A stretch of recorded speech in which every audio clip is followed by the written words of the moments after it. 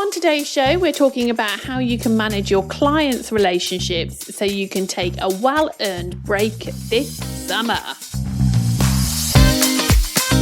Welcome to another episode of JFDI with the two Lauras. This is the podcast for freelance social media managers where we share tips, advice and hopefully inspiration to help you in your business as a freelance social media manager. Today's show is the second part of our two-part mini-series helping you to get organised for a summer break. If you missed the last episode, definitely make time to go back and listen to that next because we shared tons of advice to help you get organised when it comes to creating your content so you can take time off this summer.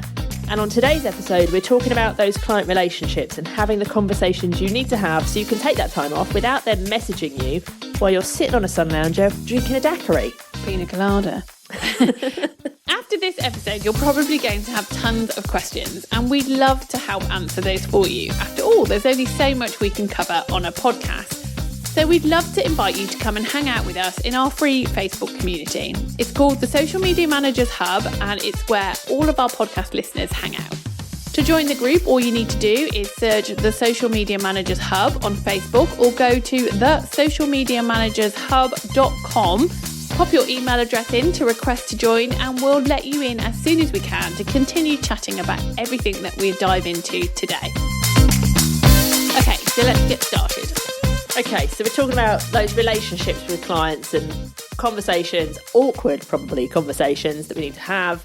But I think it probably starts with decisions that you need to make. So let's maybe dive into those first because there's a few decisions you need to make before you can even start to have those conversations. Like how much time are you going to have off? Are you off completely? Or are you going to be checking your phone still? Are you going to do anything? Do they need to do anything? There's tons of things we probably need to talk about. Yeah. So, and this is going to be different for everybody. We all will approach our summers differently. Some people will just want to take a week off because they're going on holiday. Other people are going to be working slightly differently because it's the school holidays. Yeah. And there is no kind of right or wrong way. It is about having conversations with your clients. So and I don't think it has to be awkward. No, it does. I don't think it's awkward at all, but I think it can feel awkward.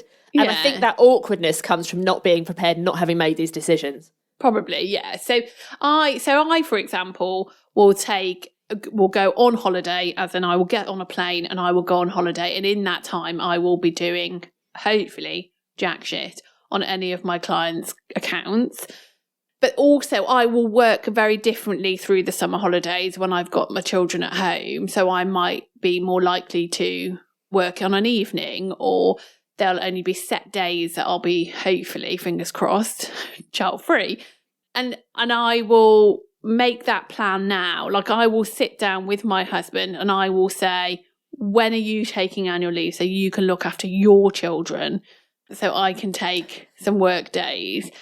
I will then be speaking to all of extended family, to which everyone will ignore me and no one will offer to help me. Yeah, it's the same thing happens each year. And I think it's about organising yourself now so then you can have those conversations with your clients. But you've got to figure out how are you going to juggle that holiday.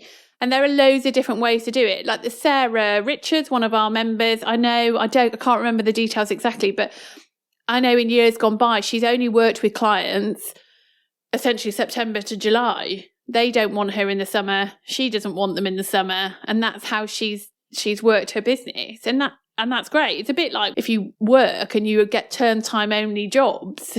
And if you can get your business to work like that and that's what you want, then that's great. And obviously not all clients will want to pause over the summer. So, you've got to take that into account.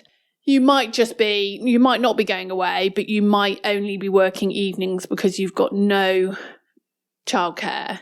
Whatever it is, there is no right or wrong, but you've got to get your calendar out and think, right, how am I getting through the summer? And what am I going to do? And what do I want to do? And what do I not want to do, especially if you're actually having a proper break? And I think there's also the practicalities of things. Like if you are having a break, are you taking your laptop? Do they have Wi-Fi? all of those sorts of things are probably things to consider as well, because you might be thinking, well, it's fine, I'm going on holiday, but I'm quite happy to work while I'm there. Well, great, but do they have Wi-Fi so you can do that? Yeah. Not everywhere does. And I think it's worth saying there is nothing wrong with that. There is nothing wrong with you taking your laptop on holiday and wanting to do a bit of work. And I just think, I feel like there's this stigma, like if you can't take 2 weeks off and not work, then you're a bad business owner. It's sometimes people quite like it. It's like my friend, as an insult, called me a workaholic the other day, and I'm like, how is that an insult? Like, it's just weird. Like, so what if I work a lot? I just think, like, I've been away and taken my laptop and not actually opened it, but I've taken it more because it's my peace of mind. Yeah, I think not because of socials, because you can generally deal with everything on your mobile, but because of ads. If I've had big ad campaigns running, I've just thought it's so much, if there's a problem, it's so much easier to fix it on a laptop. Definitely. So I have taken laptops on holiday. And like I remember my husband in the past would kind of roll his eyes, saying, it's a holiday, you've got to have a break. Ooh, why are you going to be working? And it's like, well, no, actually, this actually makes me feel better. I can relax more knowing that if I needed to, I could do. And I've been on holiday and I've had a client call because there's been a major kick-off and some prat's complaining and leaving reviews and he didn't know how to deal with it. And bless him, he tried and he was very apologetic and it's fine. Yeah. But I think even not in social media, like my dad has his own business. Everyone in my family has had their own business. And when they went away, if something happened in their business, it's expected that they would take a phone call to sort it. That's just normal. It's just normal. But like, I'm the sort of person who I wouldn't be able to switch off entirely. I remember I went on holiday a few years ago now and I'd taken my laptop and I planned to work and what have you. And the very first day I got there, I got flu and I spent the whole week in bed. Oh, I remember that. And during that holiday, I didn't check my phone once. And oh my God, the stress when I opened it afterwards and I had like 500 Facebook notifications and stuff. I don't want to come back from a holiday with that. Yeah. I want to, at least know a little bit of what's going on so that it's not stressful when I come back. Yeah, yeah.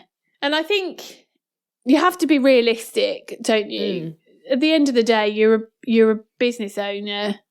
Yeah. You've got to take the rough with the smooth. And that's not to say that you can't take fully the summer off, but at the end of the day, the buck stops with you.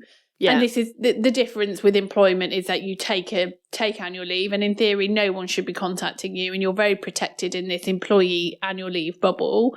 But the CEO or the managing director of that company, I bet they have their phone with them on holiday in case anything goes wrong. And it's like when I got, I was lucky enough to go on this cruise last year and I'm stood there on the balcony most days filming bloody B-roll. But that was okay with me and that's fine. And I'm happy to do that.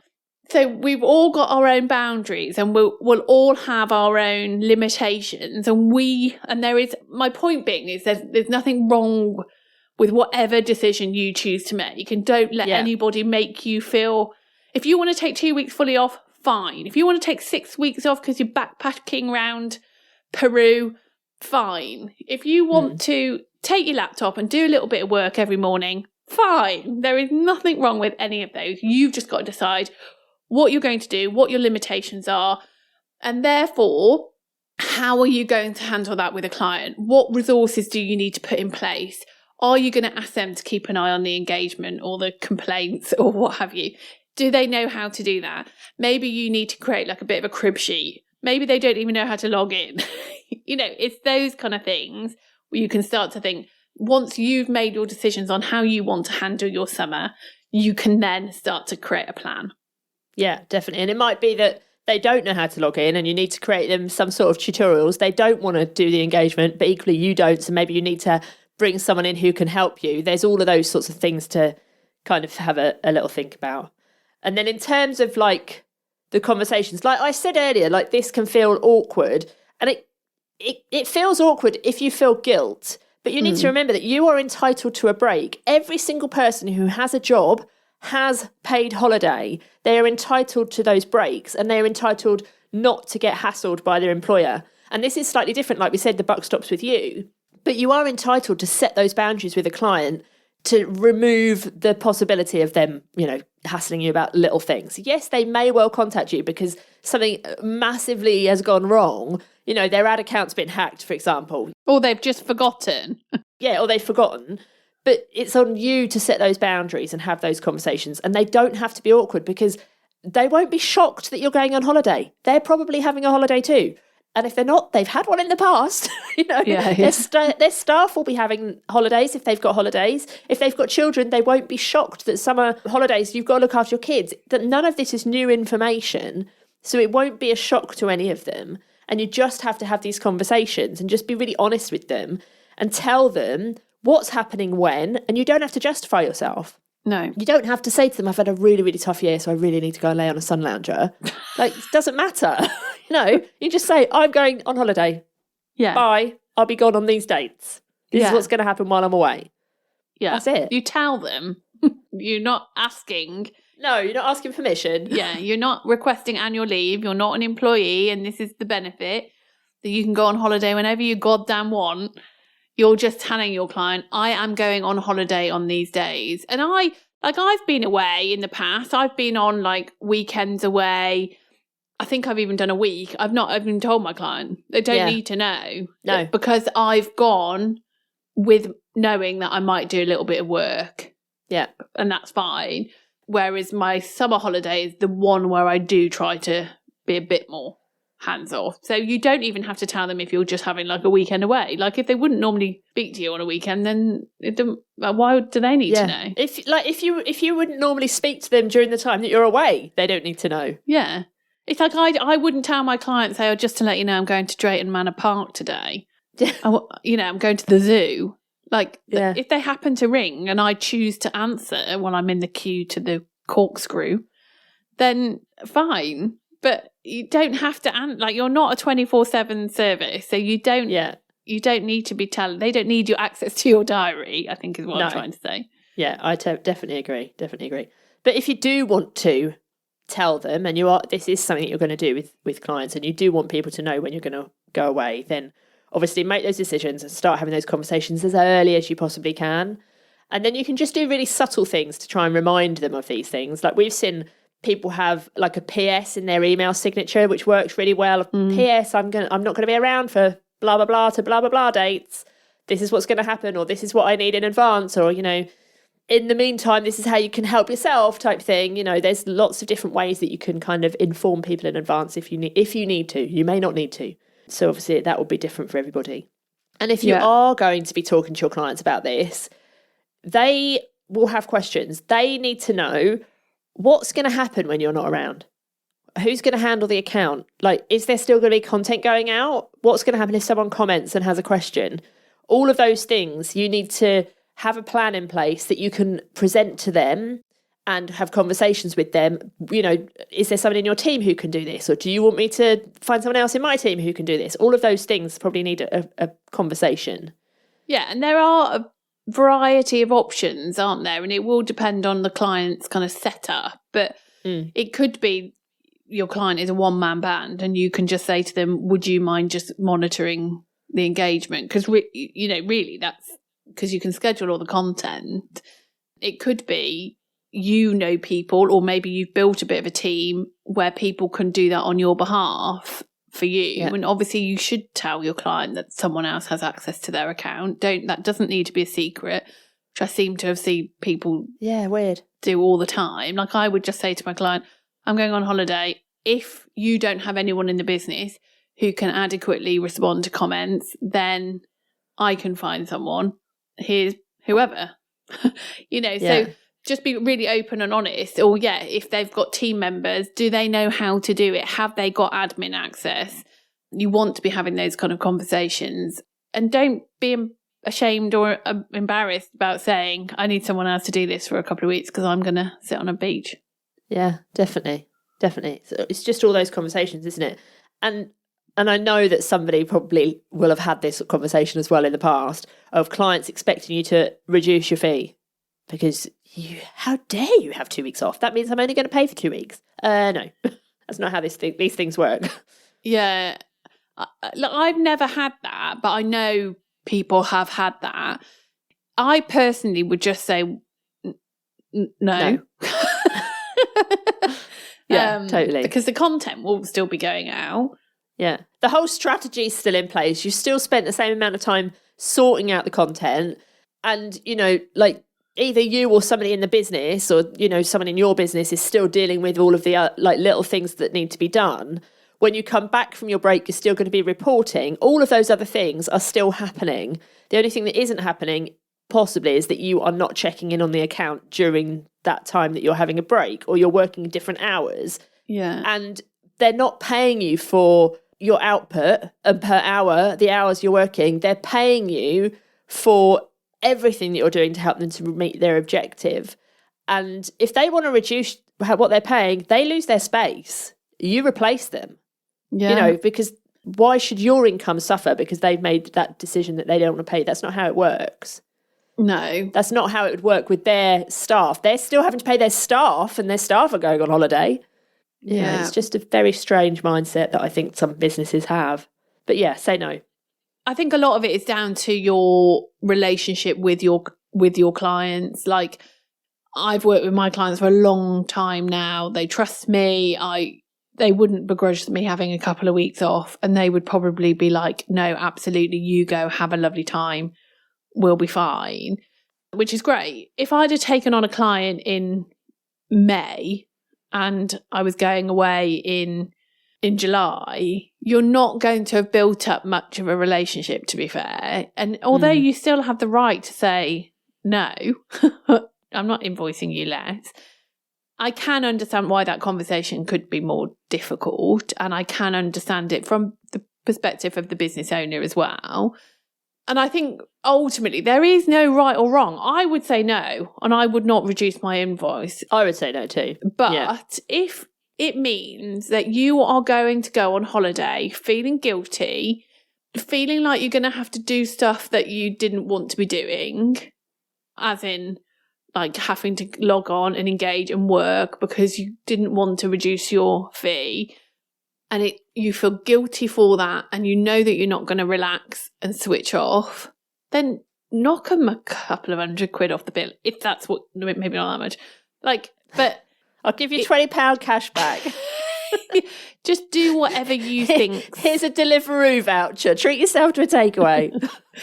Just do whatever is right for you. Again, there is no right or wrong here. And if you just want, if it gives you peace of mind, and it means that you're going to be able to have a holiday, then yes, just say to a client, okay, fine, I'll reduce my bill. I wouldn't offer to do that. No. But then if you do that, you 100% shouldn't be logging into that account and doing absolutely anything. And then going forward, if that's happened, think, right, I need to make sure when I'm pricing for my next client, I take into account that I'm going to have a reduced bill in the summer because I'm going away for 2 weeks or whatever it may be. And therefore increase your fees. So it essentially covers that. But yeah, don't feel guilty and just do whatever works best for you. But personally, I'd say bugger off. Yeah, agree. And then I think there's like the time when you're actually not around and you're having that break, it's important that you set those boundaries so that if you have got the clients that are, you know, that maybe they've forgotten that you've gone away, or, you know, that you're not around on that day, and they dare to message you or they dare to email you, you've got boundaries in place so you don't get distracted or upset or feel like you need to reply to them. The boundaries are on you. Yeah. To decide whether or not you're going to reply to an email or not. It's not on somebody else to decide not to email you. You know, I find it odd that people think, oh, how dare they email me out of hours? Well, email me whenever's convenient for you. If I don't reply, that's on me. And I think you need to have those boundaries and be really willing to put them in place. You know, and so if, for example, during the summer, you've told your client you're away for 2 weeks and you see an email come in, don't reply to it.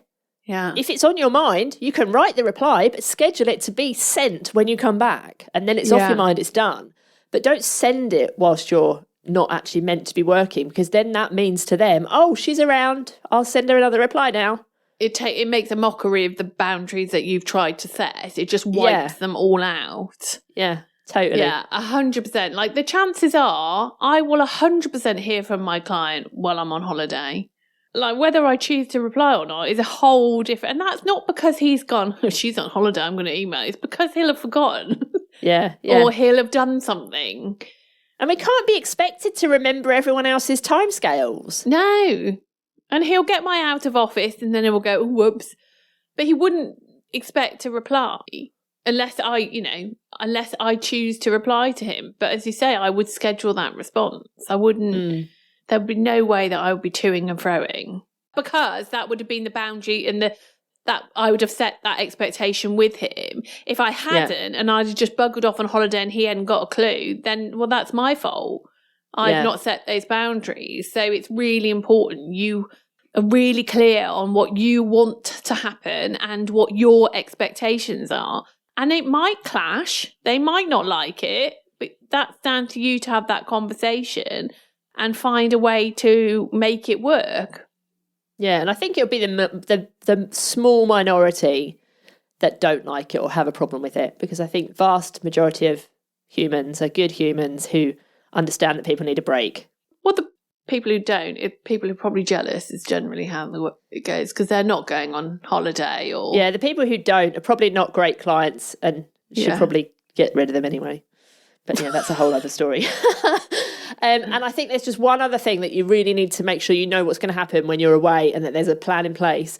What if something does go terribly wrong when you're away? What if, for example, there's a massive world event and you've got content scheduled and it's not appropriate for that to go out? What if there's a massive kickoff in the business and there's real negative sentiment on the content that is going out? All of those sorts of things just need to have a think and a conversation with clients, and you need to have like a crisis management document in place. There is, by the way, a template for this inside the Social Media Managers Toolkit. So if you've got access to that, go log in and go and find that. It's in the business blueprint. If you don't have access to the Social Media Managers Toolkit, we'll pop the link in the show notes, or you can just go to the2lauras.com/toolkit. And realistically, a crisis management document is something you should have in place all year round, really, isn't it? Not just when you're going away, so that you know what's going to happen. You've already kind of made these agreements with clients of what would happen. So like, I remember when the Queen died, like everyone kind of knew what would happen when the Queen died. They knew that their content would be paused, and they kind of, even if it wasn't written, it was like a mental idea of what you would do. But there's big events can happen all the time, and it might be localized to you. It might be something terrible like a war or a terrorist attack. It might be you're a local business and the shop down the road is burnt down. You know, all of these things need to just kind of be thought about. What will you do? What content will go out, if any? If it's not going out, what will the first post back be? You know, how do you need to handle that? What conversations need to be had? If there's complaints, who in the business does that need to be escalated to? Who's going to be the person that draws up the reply? What do you say in the meantime to that person who's complained to kind of placate them so it doesn't go even, you know, more kind of viral in a negative way? All of those things need to be documented. And it's not just the kind of strategy behind that.